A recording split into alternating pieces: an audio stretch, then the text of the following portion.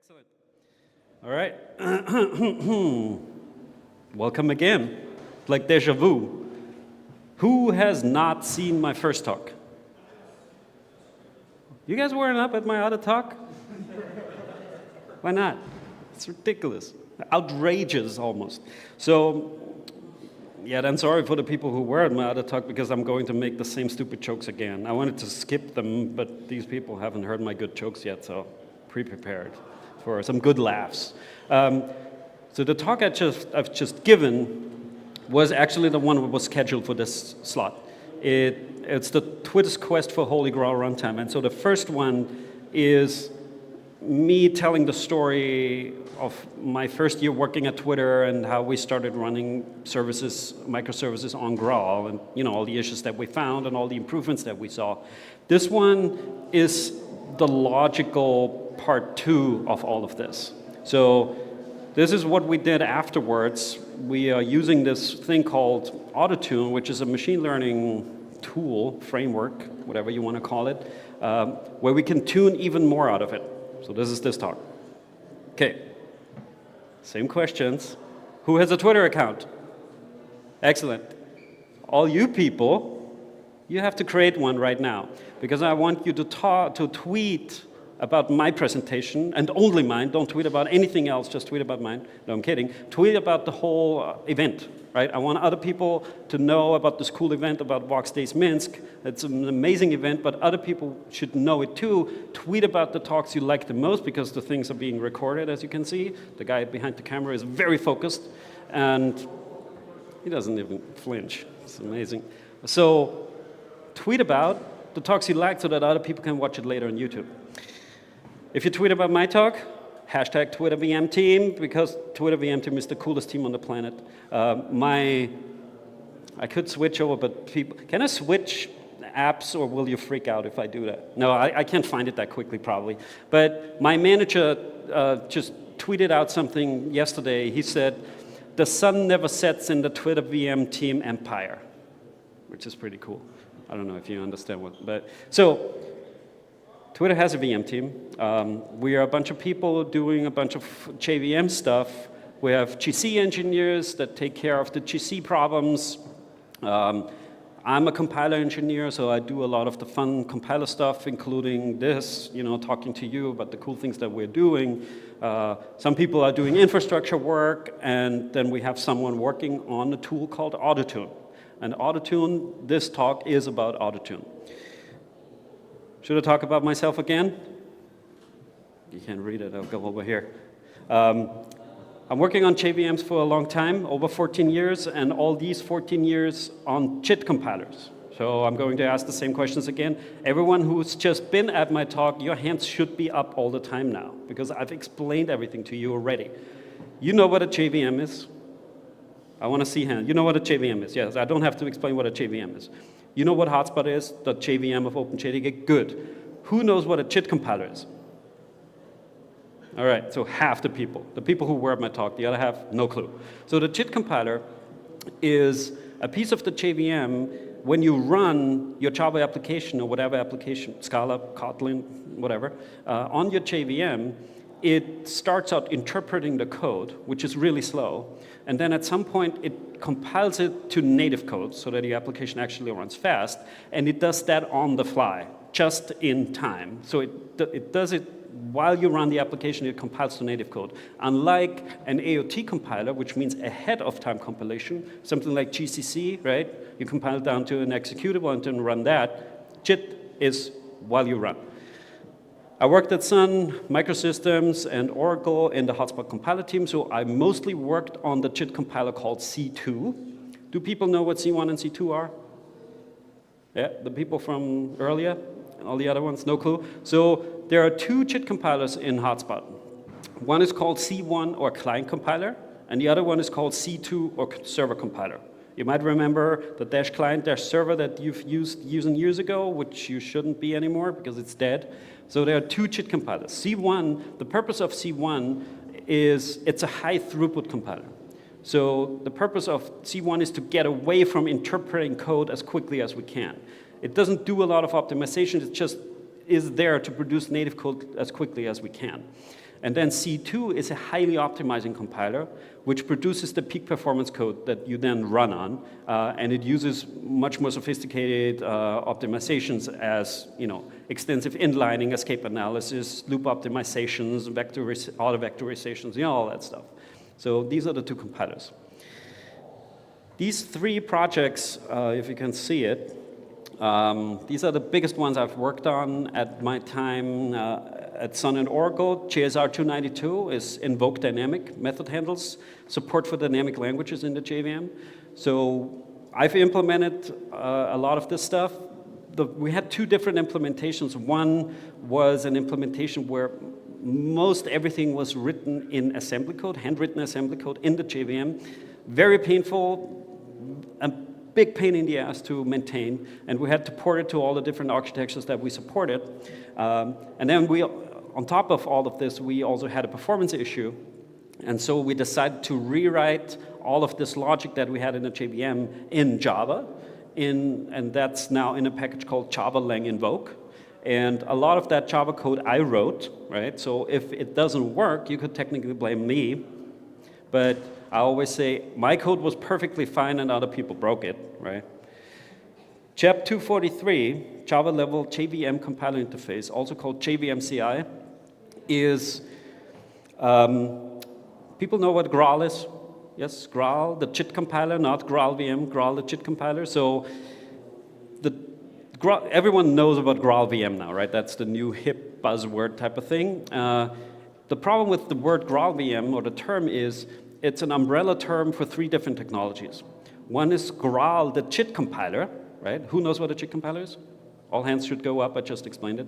Right, people are bored, oh shit, hand up all the time. So Graal, the JIT compiler, that's one part of it. Truffle, which is a framework to implement language runtimes.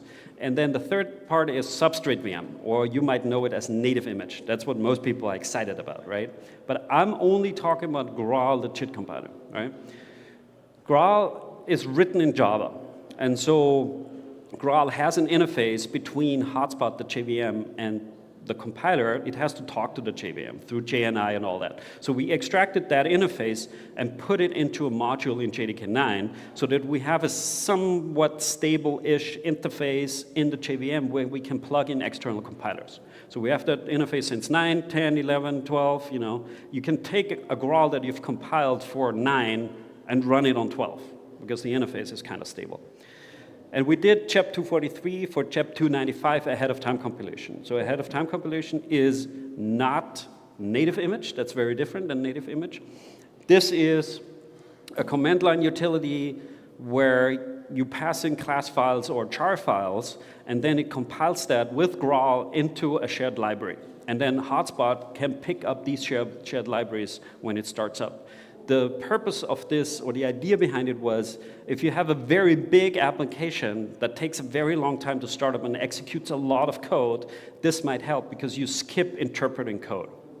Yeah, your mileage may vary. Sometimes it works. And now I work at the greatest company on the planet, which is not Facebook, by the way. So don't friend me on Facebook. Follow me on Twitter. This is Twitter. That's what it looks like. At least in 2016. Hundreds of microservices, and we have thousands of instances of these, and then on top of it, we run on heterogeneous hardware. We own Twitter, we own our own data centers, we own our own hardware and machines, so we know what machines we're running on. You guys, you probably run in the cloud, you have no fucking clue what you're running on, right? You don't know. So, performance optimization, I should stand over here, it's like all the slides are on the left.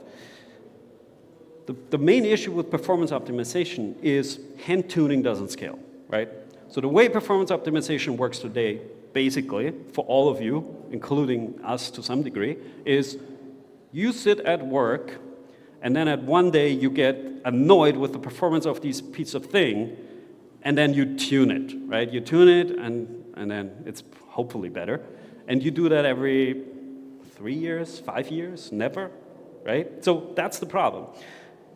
You can only do a few parameters, right? Because you have to build up a mental model to understand what the hell is going on.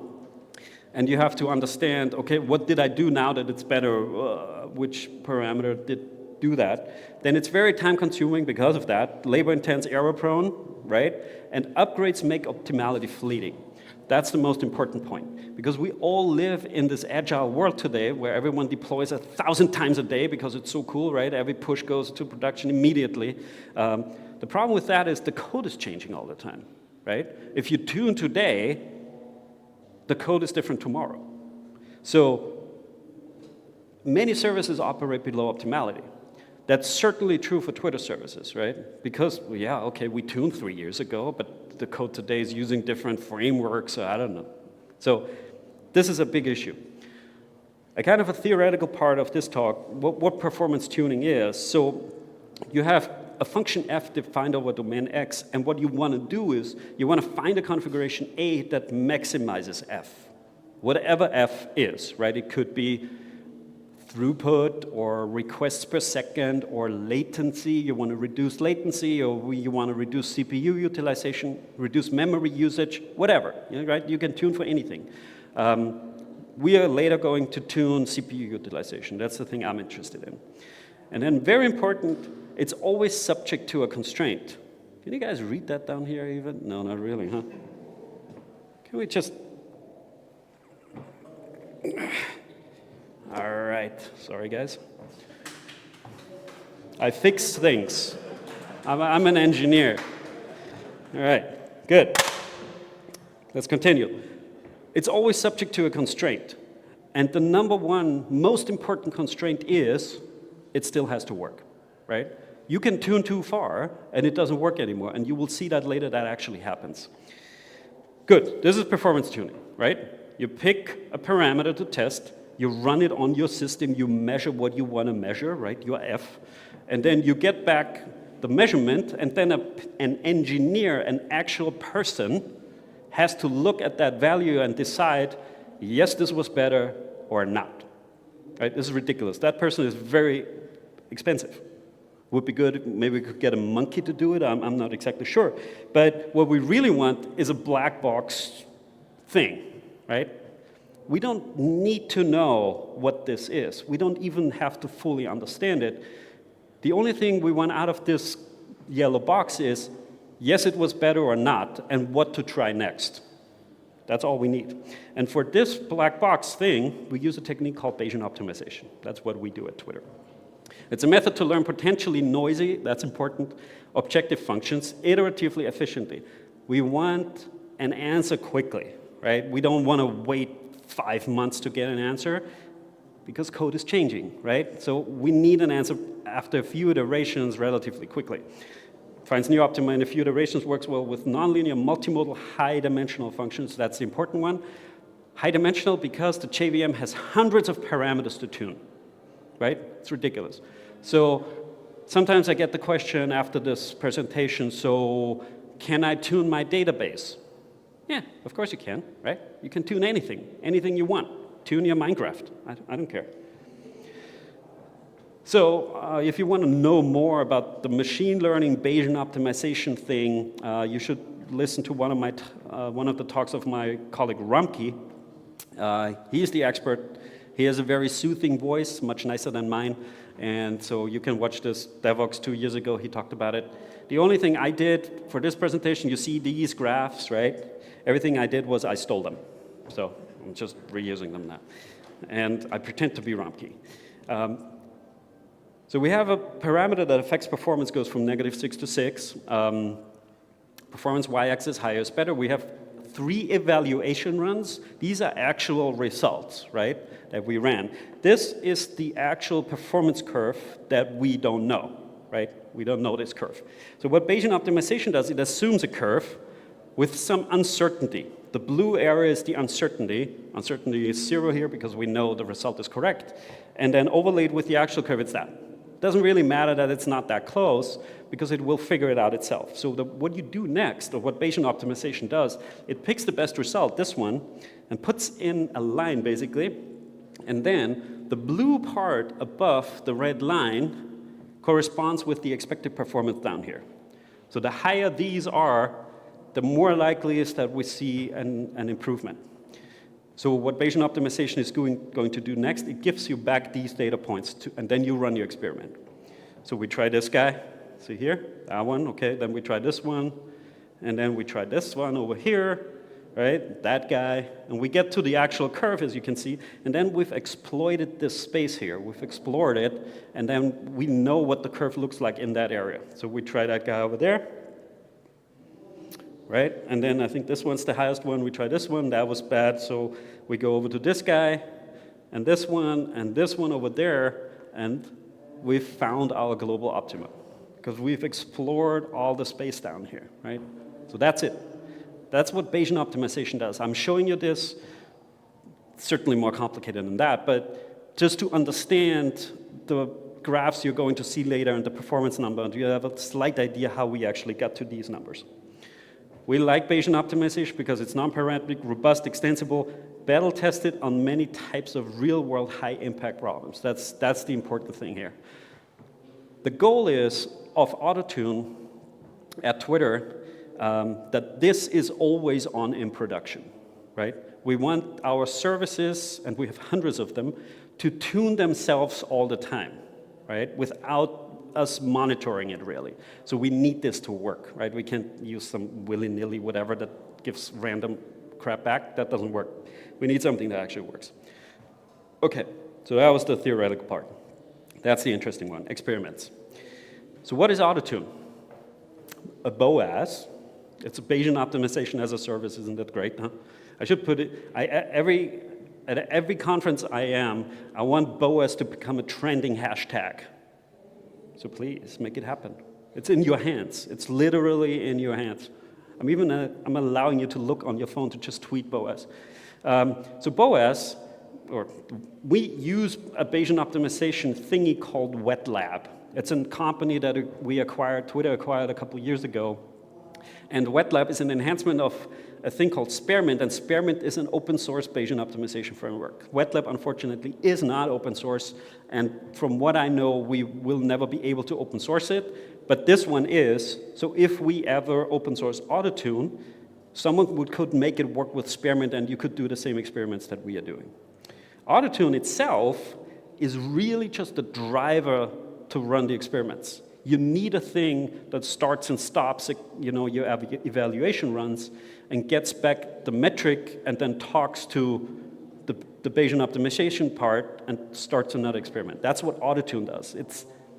You could think of it as a script that does things, right? It's a little more complicated than that. It's also a service that runs inside of Twitter.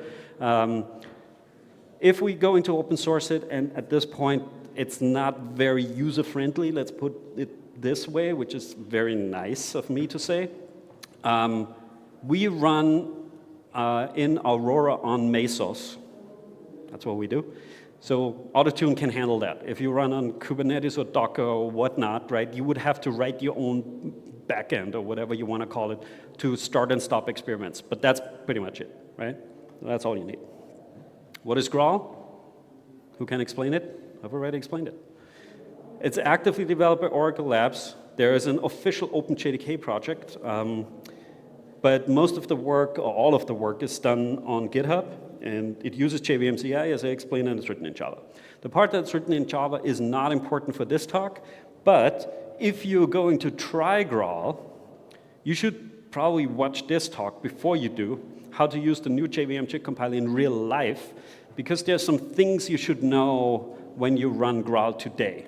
So it will change in the future because we're trying to make the situation better. But today, even if you run on JDK 11 or 12, there are two things that you have to be aware of. Number one is called bootstrapping.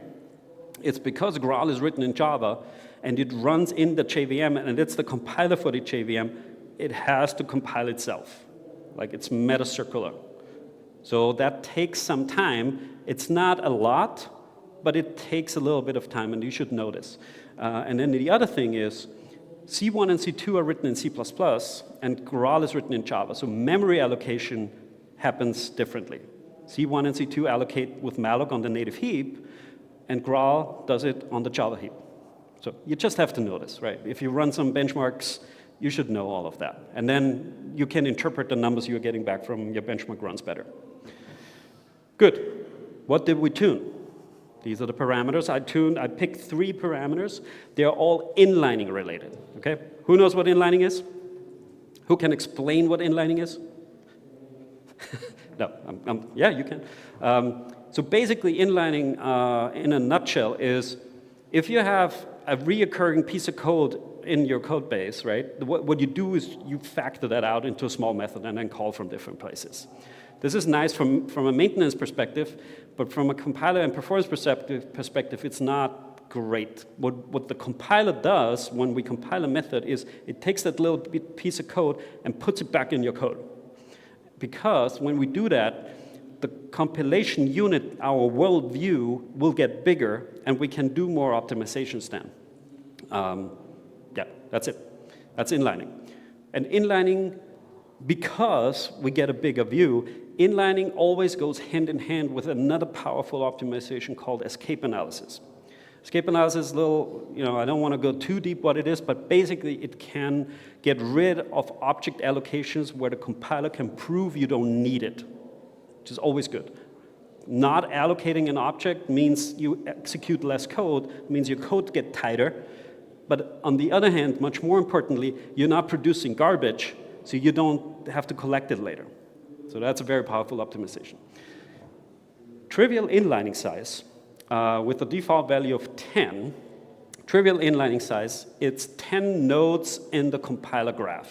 So what a compiler does, and every compiler does that, it parses source code, whatever that source code is. In our case, it's Java bytecode. We parse it, and we parse it into a tree and a graph, right? And if that graph has less than 10 nodes, we know it's a very small and trivial method, and we always inline it, right?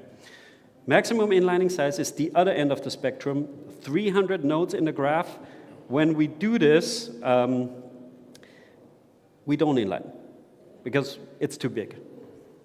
And then small compiled low-level graph size, also 300, is pretty much the same as the second one.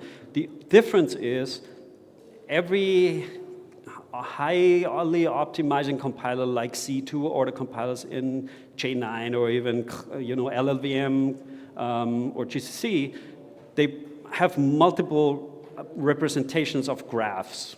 Usually they are called high-level intermediate representation and low-level intermediate representation. C2 and Graal have that as well. And so the difference is the high-level intermediate representation is high, and the low-level intermediate representation is low.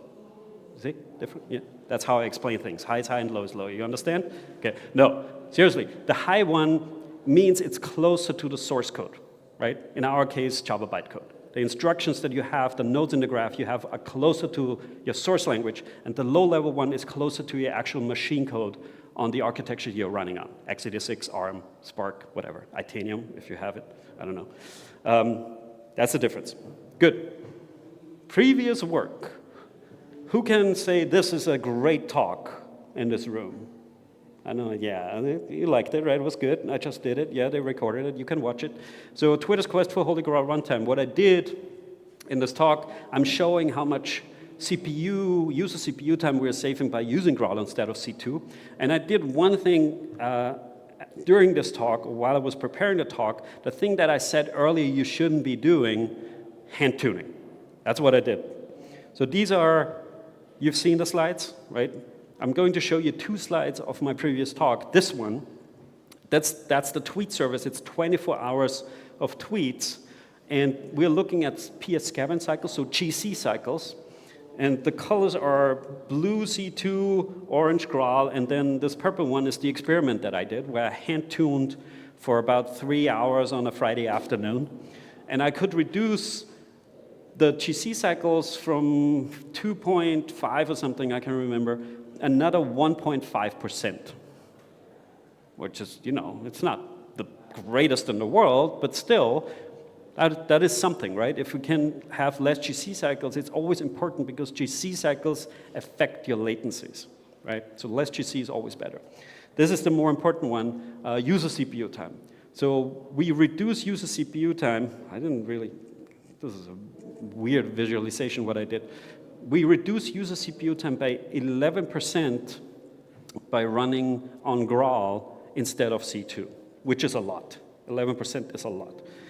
Out of the box, right? You just turn it on and you get out of the box 11%. And then I get another 2% by hand tuning it, which I was very proud of. I thought, 2%, that's really good. I'll buy myself a beer on a Friday afternoon, which I did. And then I charged Twitter for it because, you know. So the 2% is great, but you will see that AUTOTUNE will actually kick my ass on the 2%.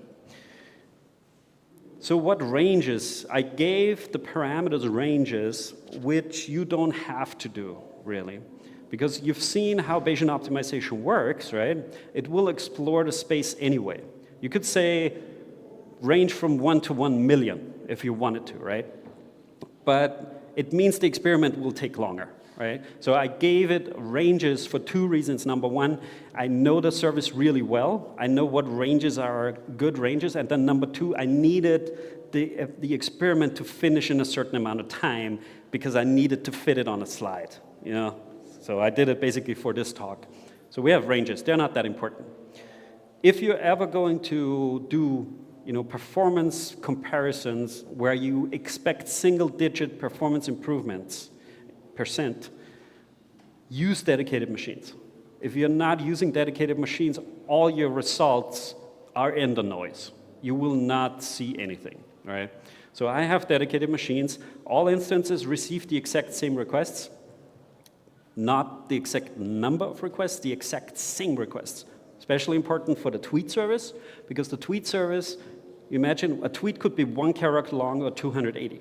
So the memory allocation pattern would be very different, but we want to compare apples to apples. So same requests, this JVM-CY version, this Graal version, not important. Default tiered C1 Graal setup, also not that important. I'm not going to explain tiered again. I explained it in my previous talk. Experiment 1, the tweet service. My favorite one, because the heart and soul of Twitter, isn't it? Reading and writing tweets. It's a Finagle thrift service. Finagle is an open source framework that we use. We wrote it, but we open sourced it, where most of our microservices are written with. Finagle is an extensible RPC system for the JVM used to construct high concurrency servers.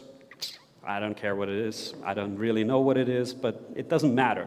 The important one here is it's written in Scala. 92% is Scala code. Good.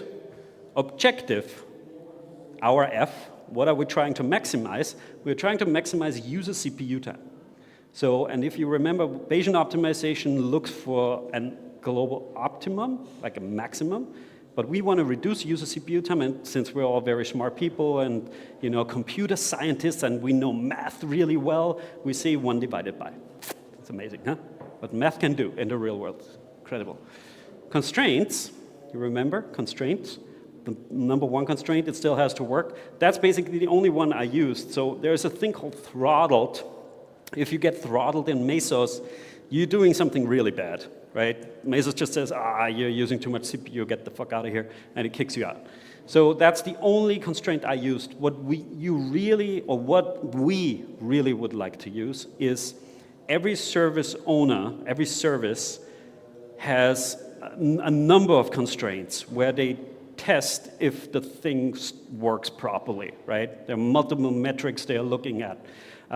That's the one I should have used, but I didn't have time to do it, so I just used that one, and it's fine. Because, again, I know the service really well, but if we, as I said earlier, if we have this always on at Twitter for all of our services, we need all the constraints, because we don't know what the other services, what they're doing, right? So we need all the constraints. For this talk, it's perfectly fine. That's it, okay? 24 hours of requests per second for the tweet service. You see some fluctuations in the load. You see the slices. The slices are 30-minute evaluation runs. So 30 minutes is not a lot. I picked 30 minutes because, again, I know the service really well. I know that everything is compiled in 30 minutes. The service reaches a stable state, reaches peak load, basically. And then the other reason is I wanted it to be done in 24 hours to fit it on the slide. So if we are going to, again, have this always on in production, 30 minutes is probably not enough, or we would make it longer because we can. And then for other services, maybe 30 minutes is not enough, right? I don't know, and I get this question sometimes after, I don't know what the right amount would be. I really don't. We would have to empirically find out what is a good, evaluation length or even experiment length. 4 weeks, a month, 2 months, I don't know. Code, sure, what I said earlier, code changes all the time, but not drastically, right? I exaggerated when I said the code is different today than tomorrow. Yeah, but not a lot, right? So this is it, 30 minutes, good. That's the outcome. So we have blue is the experiment and orange is the control, and every time the blue line is below the orange one, that's an improvement, right? And so you see the spikes when we restart our instances. That's basically JIT compilations. When the compiler compiles all the methods, that's the CPU. And then it comes down, and then it runs for a while. And as you can see, it comes down, and then after 10 minutes or 5 minutes, it's already at a steady state and operating properly. This is the result you get from AUTOTUNE, a table. Web page, incredible. It's sorted by objective, and the first one is 1.0838, which means we reduced user CPU time by 8.4%. It's great. I mean, 8, remember, my 2, and I was proud of it. 8. It's a little more. 8.1, 6.4, 6.4-ish, 5.8. So if we say, okay, maybe these are 2 outliers, we probably get an improvement in the 6% range, I would guess, right? The bottom of the table looks like this. I'm going to move over here. 3 evaluation runs actually violated the constraint. So we tuned it too far, so they didn't work anymore. That really happens. And then we can click on charts here. Look, it's like an interactive wall. Amazing. You guys did a great job with the wall. These are the charts of the parameters we are tuning. This is what trivial inlining says. So take these charts with a grain of salt, because we're tuning 3 parameters, so we're exploring a 3-dimensional space, right? It's very difficult to visualize that on this wall, although it's a really good wall, but it's not a 3D wall. Every data point in this graph depends on 2 other values that are different, right? So, grain of salt. If you squint a little, you see a tendency up. Default was 10, right? But it goes up, and our best result is 21. And also, when you can see where the curve kind of, it should be 21, 20, 21, 22. That's about where we reach the maximum right here. Then this guy is kind of flat, right? It seems it doesn't really affect too much. We have the 2 outliers over there, or not. Right? Again, they depend on the 2 other values, and maybe just these 2 configurations were so much better than all the other ones. It could be that they're outliers, could be not, but it doesn't matter to us because we don't care. If it's better, we just use it, right? That's the whole thing of the black box function. We just do whatever the black box tells us to do.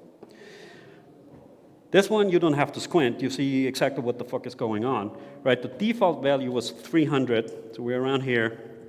Going lower is certainly worse. The best result we have at like 580 or whatever that is. And I would argue that 600 is probably a good value for this one, for this particular code base, right? For the tweet service. All right. So what I did next was I took the first, result in my table, took the result, took the parameters, and ran a verification experiment for 24 hours. So this is C2 in blue, orange Graal, and then red is Graal with the parameters we just found. Good? So this is just requests per second, so all the same, that's what we expect. This is scavenge cycles, so GC cycles. We've seen that before, right? The improvement in this particular run was 3.4%. It fluctuates a little bit on different runs, many reasons, right? Again, code changes all the time, so memory allocation changes too. 3.4%. This is AUTOTUNE. So you can already see 3.5, up to a total of almost 7%. So using Graal instead of C2 is good, and I certainly encourage you to do it. But if we are not tuning it, we're throwing a lot of money out of the window. Like, we improved it by 100% by just tuning it, which is great. And 7% is not negligible. It's 7% less GC cycles. That's great. The same data, just in a different graph. This is allocated bytes per tweet. Maybe people can understand that a little bit better instead of GC cycles. It's basically how much memory allocated per tweet. It's kind of flattish over a day. Slight fluctuations because tweets have different lengths. But again, the numbers are the same, 3.5, 3.4, 7, right? So same thing. This is the one we care about, user CPU time. So in this particular run, user CPU time we reduced by 12%, but just running on Graal, which is amazing. And this is AUTOTUNE, which is another 6.2, up to a total of 18%. So 6.2 is roughly what we saw in the table, right? So the first two we said, maybe they're outliers, and then there was a 6.3 and a 6.1. So 6.2 is basically what we expected to see. 18% is ridiculous. We can serve the same amount of tweets per day with 18% less machines. Let that sink in. That's a lot. That also means less machines, less electricity, less cooling. I'm trying to save the world here. Climate change, you've heard of it? Trying to work against it. So help me out here a little bit, right? So I also looked at the latency for the tweet service, the P99 latencies, and I'm only looking at 2 nines and not 3 or 4 nines, because if you look at 3 or 4 nines, you only look at the longest GC, right? If you look at 2 nines, you basically get a view of the real world, and that's it. So it's 99% of the tweets anyway, so it's fine. Certainly much better. A little difficult to tell how much it is because it fluctuates around a little bit. This is AUTOTUNE. We can see it's better than what Graal with the default values has, but very hard to tell how much it is. So what I did was I integrated over the 24 hours in that stack graph, and then we can exactly see at the very end how much it is, and that's the result. So if we run on Graal instead of C2, not only do we reduce user CPU time by 12%, we also reduce P99 latencies by 20%. And then we tune it, and we get another 8. So we get a 28% lower P99 latency times if we do that. That means you get your tweet 28% faster. If you would scroll really quickly in your Twitter app, you could read 28% more tweets. I would really appreciate that, because that means I get more money, stock price goes up, I get rich, and I don't have to do this show anymore, which I hope I get paid for. Do I get paid for this gig? No, probably not. Experiment 2, social graph. So I did the same thing with another very important service, the social graph service, and it's, again, a finagle third service, so it's very similar to the tweet service. Our stack pretty much, simplified is Netty, finagle, and then the logic on top.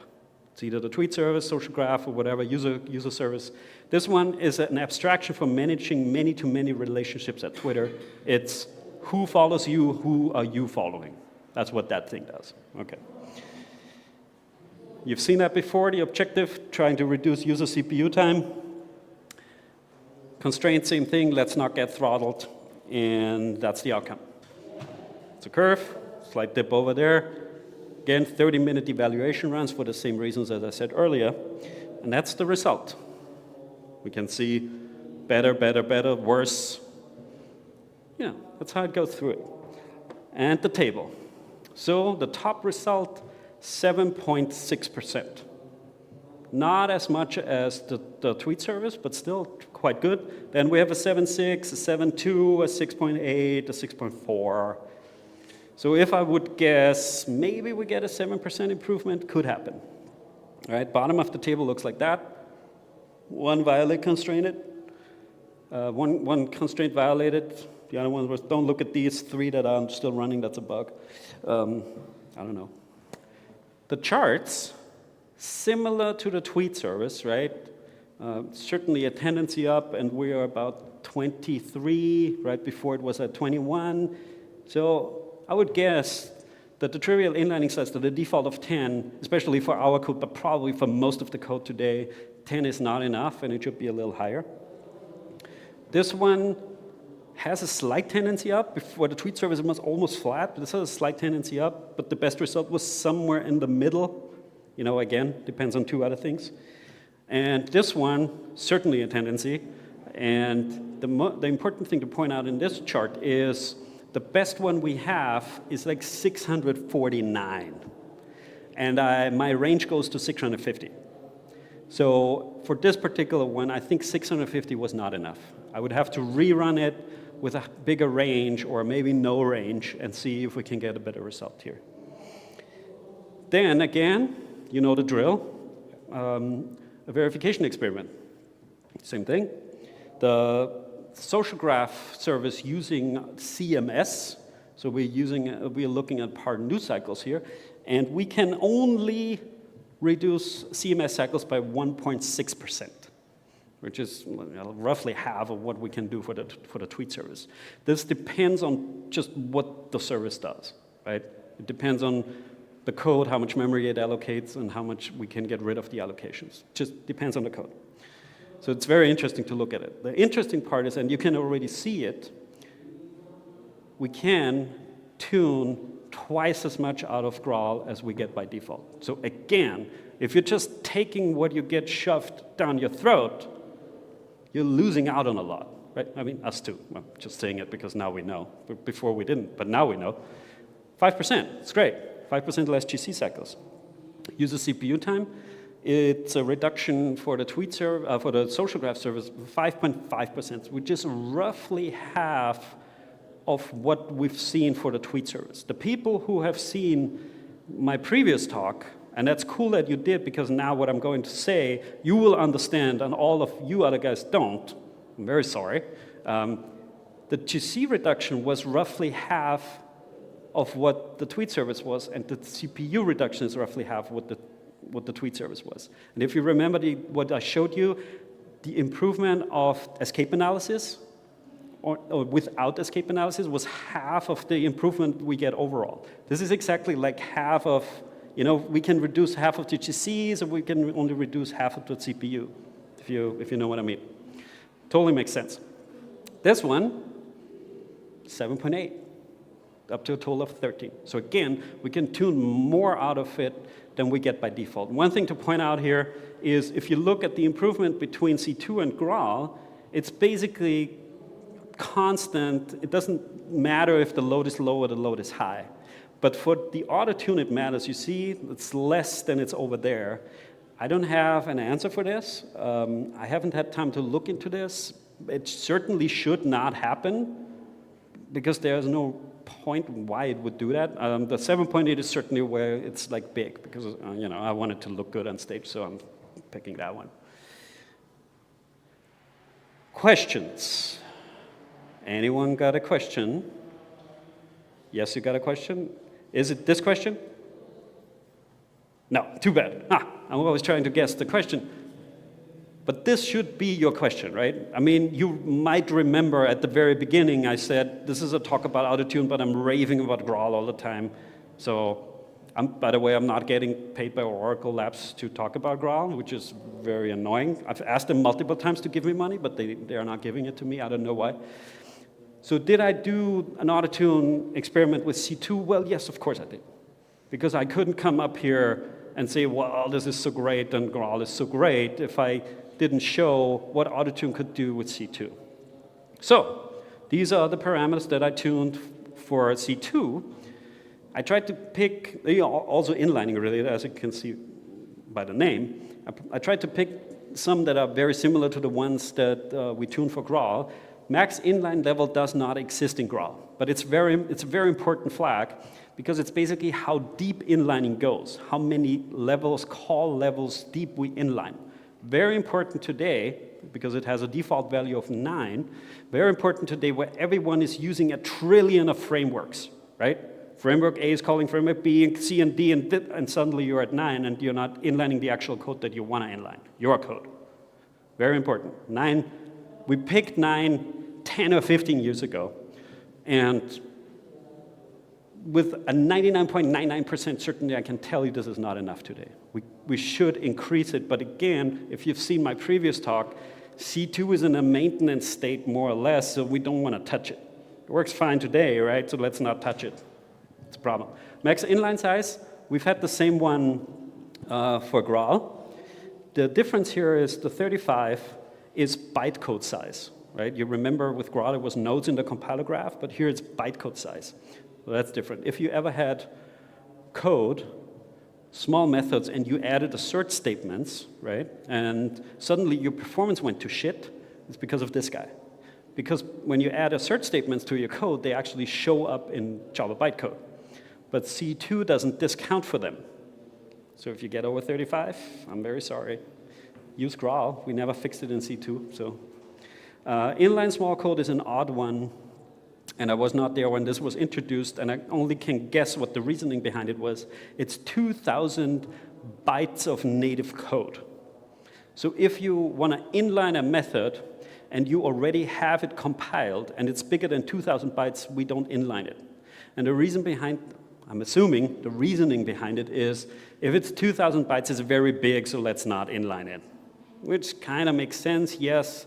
But then on the other hand, inlining can collapse a lot of your graph, right? If you pass in a lot of parameters or whatever, and then you just pass it back out or whatnot, if you inline everything, you could do way more optimizations, and maybe it would actually shrink your compilation size. All right, good. Same drill. I gave it ranges for the same reasons. That's the run. 24 hours of requests per second experiment, same thing, 30-minute. Tweet service, by the way, this one. That's the result. Looks very familiar. And this is the outcome. So the best one we have is 5.1.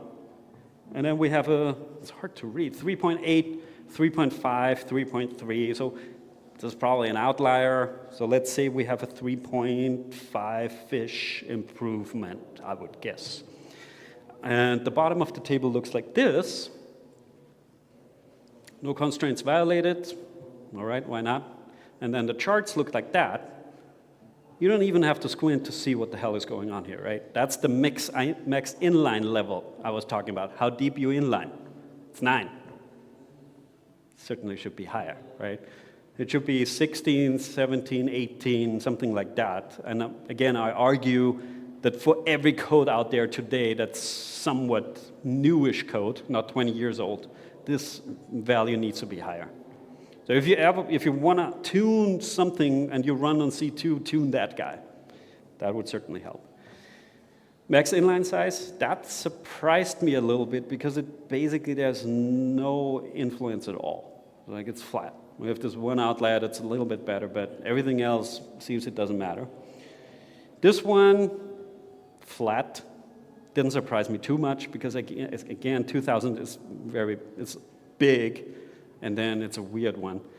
So I didn't do an experiment, a verification experiment for this one, for a C2. But I'm at the end of my talk anyway.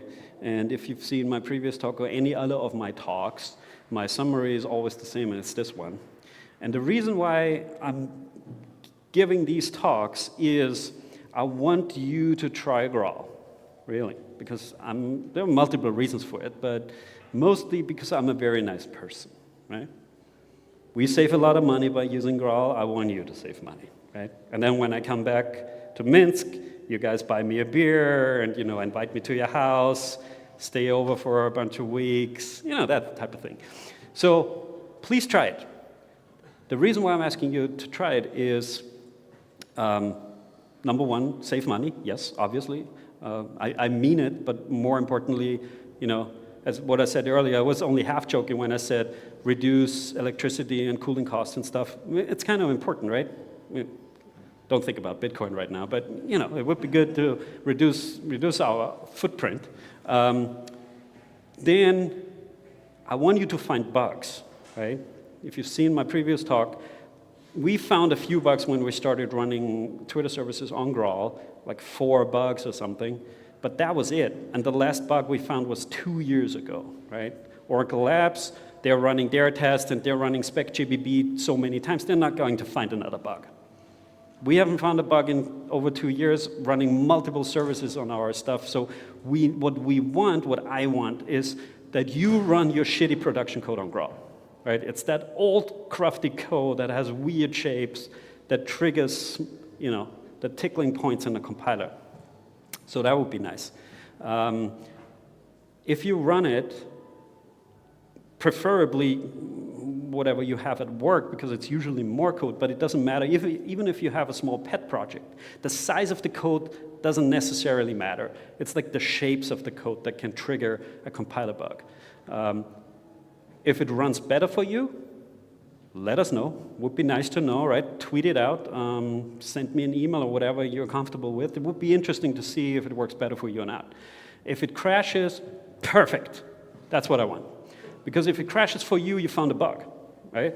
And that means we are not going to find it. And if Twitter goes down, I'm in hell. So let's keep Twitter up and you find the bugs. That would be nice. If you find one, file a bug on GitHub.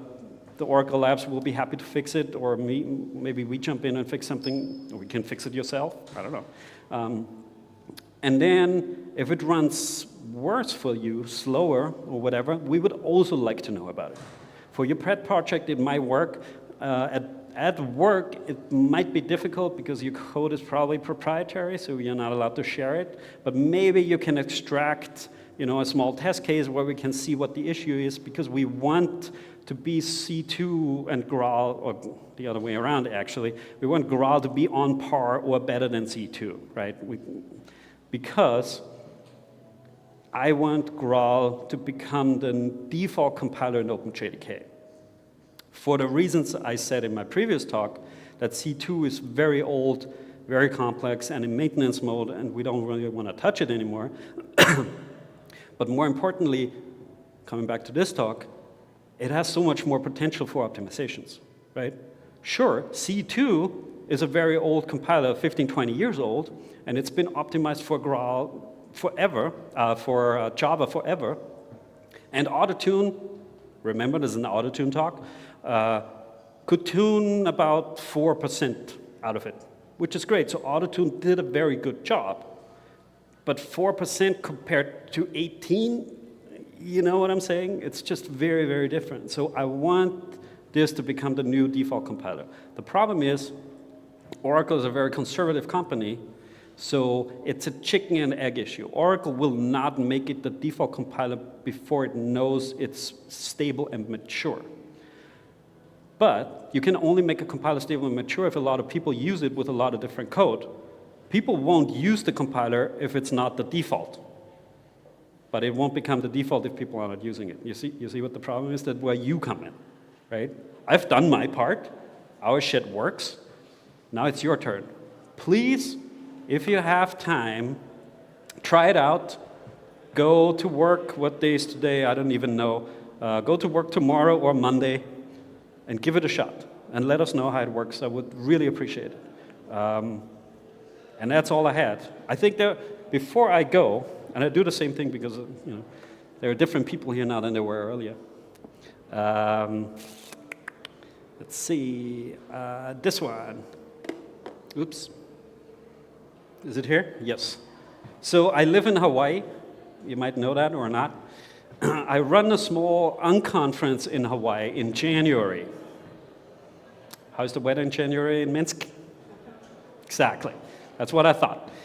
We were surfing in January at the beach in our board shorts, So if you don't have anything better to do in about the 3rd week of January, think about flying over to Hawaii, hang out with us for a week or 2 or 3, however you long want to stay. You can stay at my house, maybe. We'll find out. Follow that account. As soon as I have the exact dates, I'll tweet it out, and it would be great to see you. And then the last thing I'm going to tell you is, not this one, that was the previous one, but you can also see that. So I started to tweet out my slides as a small movie on Twitter. So you can see all the slides, go to my account, and then search for the title or whatever, and then you can see all the slides up here. That's all I had. Thank you very much.